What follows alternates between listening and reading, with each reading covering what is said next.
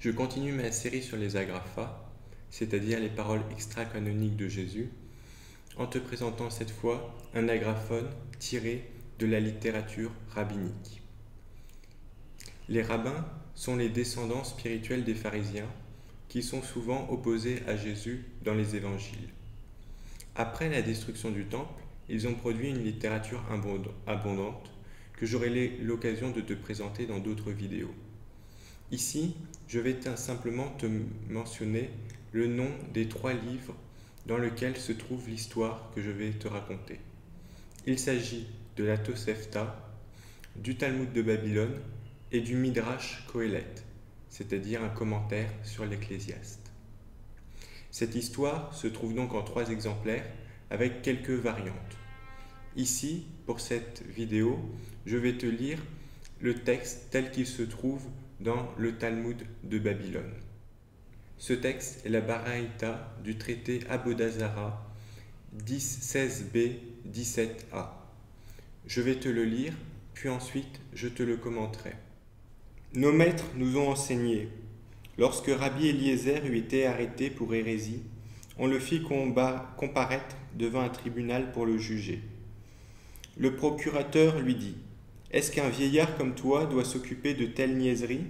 Il répondit : « J'ai confiance en celui qui me juge. » Ainsi, le procurateur pensa qu'il parlait de lui, alors qu'il parlait de son Père céleste. Le procurateur lui dit : « Puisque tu as eu confiance en moi, Dimissus, tu es libre. » Quand il fut retourné chez lui, ses disciples vinrent à lui afin de le consoler. Mais il ne voulut pas accepter leur consolation.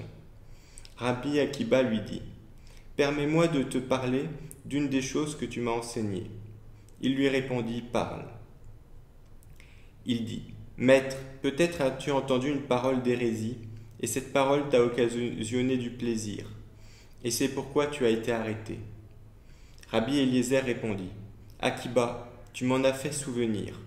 Un jour, pendant lequel je parcourais le marché supérieur de Séphoris, j'y rencontrai un des disciples de Jésus le Nazaréen, et Jacob de Képhar Sheania était son nom.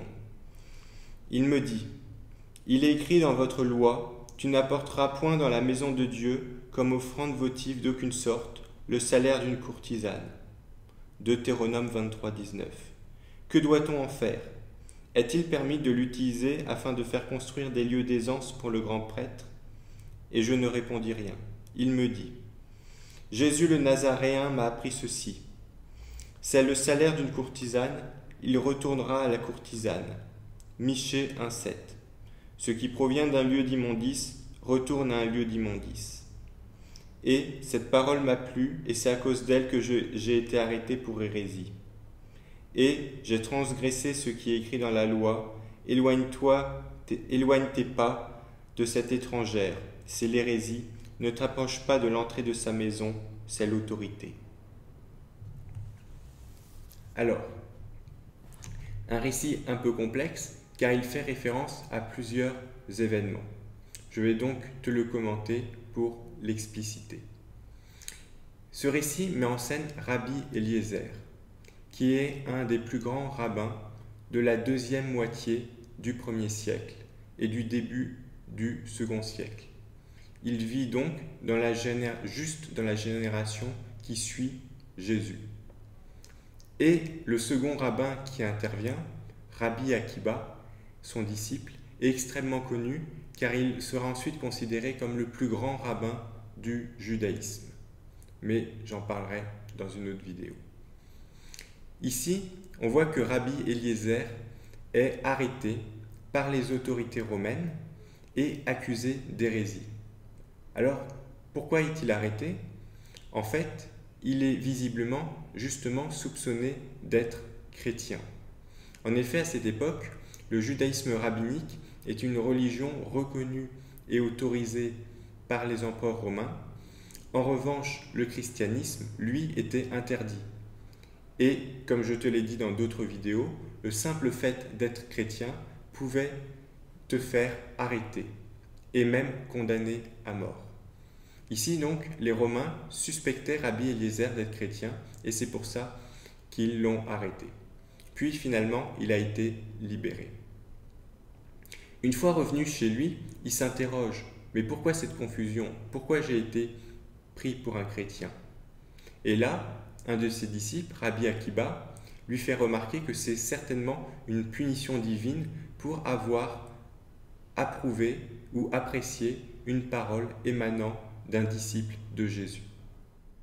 C'est alors que Rabbi Eliezer, après avoir entendu cela, se souvient d'un épisode qui s'était passé longtemps auparavant et où effectivement il avait discuté avec un disciple de Jésus, un certain Jacob, c'est le même nom que Jacques, et ils avaient discuté d'une question de halara, c'est-à-dire d'une question d'interprétation de la loi et d'application concrète de la loi. Or, Jacob lui avait posé une question auquel il n'avait pas su répondre. Et Jacob lui a ensuite donné la réponse de Jésus. Et Rabbi Eliezer a apprécié cette réponse et a reconnu qu'elle était juste. Et Rabbi Eliezer pense donc que c'est à cause de cela qu'il a été arrêté. Alors maintenant, quelle est cette parole de Jésus? Quelle est cette question et quelle est cette réponse? C'est assez simple. La question est la suivante. Est-ce que l'on peut utiliser l'argent des prostituées pour construire le temple? Et en gros, ce que Jésus répond, oui, mais uniquement les toilettes. Alors, bien évidemment, le sujet peut aujourd'hui nous paraître assez futile. Mais ce qui est intéressant, c'est que cet agraphon, cette parole de Jésus, a à mon avis toutes les chances d'être authentique. Et je vais t'expliquer pourquoi. En réalité, même si cette question nous paraît futile, il faut savoir que c'est continuellement ce genre de question qui est traité par les rabbins et qui était traité par leurs ancêtres spirituels, les pharisiens. Or, on voit que souvent, les pharisiens et d'autres docteurs de la loi viennent questionner Jésus dans les évangiles et essayer de le piéger. Parfois, les évangélistes nous rapportent les controverses, les questions discutées, par exemple avec les Sadducéens, la question de la résurrection après la mort, avec cette fameuse question sur la femme qui épouse 7 maris successifs. On peut aussi penser à la question de l'impôt que l'on doit payer ou non à César, mais aussi parfois les questions ou les débats ne nous sont pas forcément rapportés, tout simplement parce qu'ils ne servent plus forcément aux chrétiens d'aujourd'hui. Jean d'ailleurs lui-même le dit à la fin de son évangile, on aurait pu écrire beaucoup d'autres livres. Et je pense que justement, cette question soulevée par Jésus est probablement un de ces nombreux débats qui a pu avoir eu lieu entre Jésus et d'autres Judéens de son époque et qui ne nous sont pas forcément rapportés dans les évangiles. Et on comprend aisément pourquoi. Un élément supplémentaire qui me paraît appuyer l'authenticité de ce récit, c'est qu'il est rapporté par des adversaires de Jésus. Or, ces adversaires ont tendance à dénigrer Jésus. Mais dans ce récit, Jésus apparaît au contraire de manière positive puisqu'il apporte une réponse pertinente et cette réponse est reconnue par un des plus grands rabbins de l'époque, en l'occurrence Rabbi Eliezer. Cela va donc plutôt dans le sens de l'authenticité du récit. Enfin, ce récit est extrêmement important parce qu'il apporte une preuve supplémentaire de l'historicité de Jésus. Ceux qui nient cette historicité avancent souvent le fait qu'il n'y a aucune trace de Jésus en dehors des sources chrétiennes. Et ils écartent toutes les références qu'il y a dans les sources juives en disant qu'elles sont tardives et que ce ne sont que des polémiques contre les chrétiens et que ces sources juives ne font que répondre aux évangiles. Or, le passage que je viens de te lire, le récit que je viens de te lire, ne rentre justement pas dans cette catégorie. Ce n'est pas du tout un récit polémique contre les chrétiens et il n'est pas tardif du tout. Bien au contraire, il met en scène des personnes qui ont vécu dès le 1er siècle et surtout, il est complètement indépendant des évangiles. Nous avons donc une attestation très ancienne de l'existence de Jésus, de manière complètement indépendante des écrits chrétiens.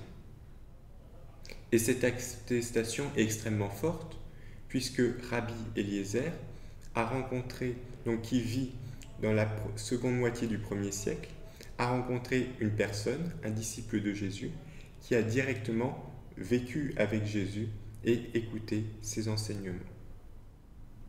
Voilà ce que l'on pouvait dire sur cet agraphon. Si tu as une remarque, tu peux me laisser un commentaire.